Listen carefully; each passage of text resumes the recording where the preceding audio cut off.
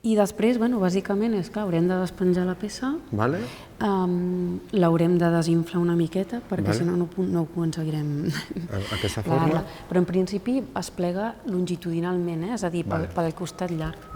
I després simplement la col·loquem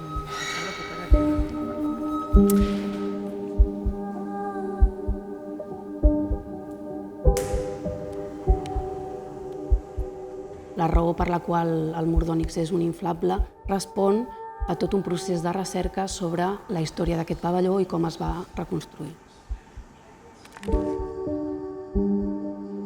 El pavelló Mies van der Rohe es va construir per un d'aquests grans esdeveniments en els que Barcelona d'alguna manera es prepara per lluir davant dels altres, que és l'Exposició Universal del 29.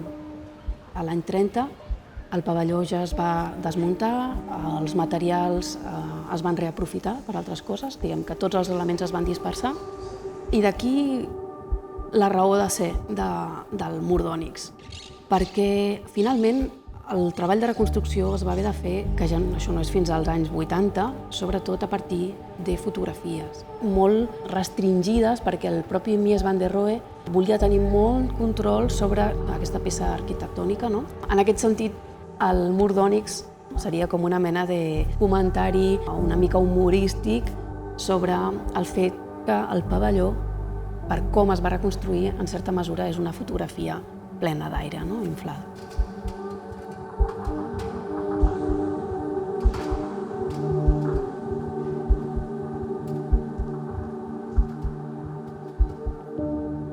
La mirada del turista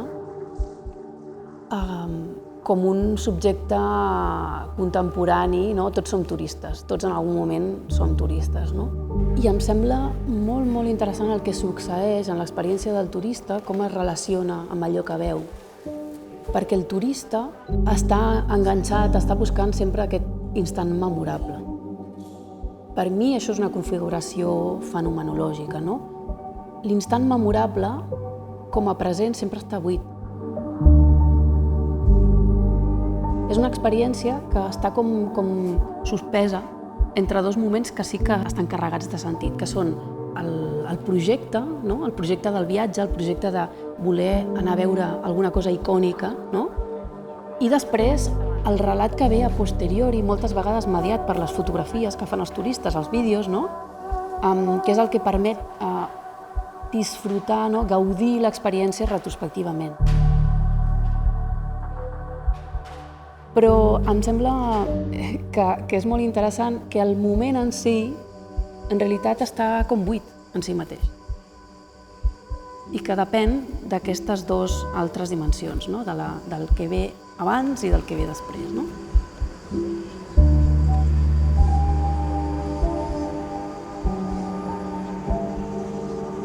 Per mi no hi ha res més profund que la superfície de les coses.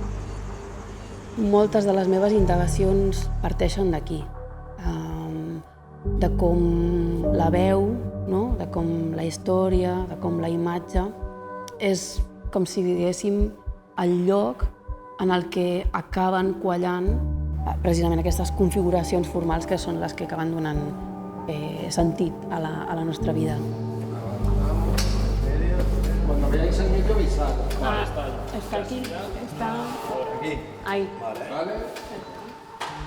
Soc Lua Coderch, artista investigadora, i la peça que es mostra a intenció poètica dins la col·lecció MACBA és el mur d'ònix.